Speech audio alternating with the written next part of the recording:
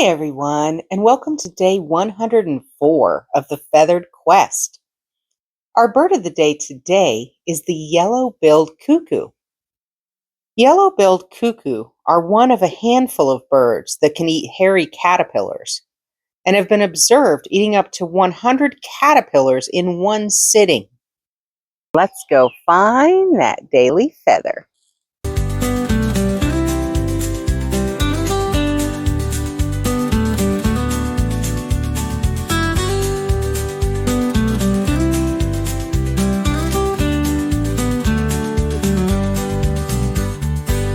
Well, thanks for coming along with me today, guys. Remember, you are loved and the world is full of wonder.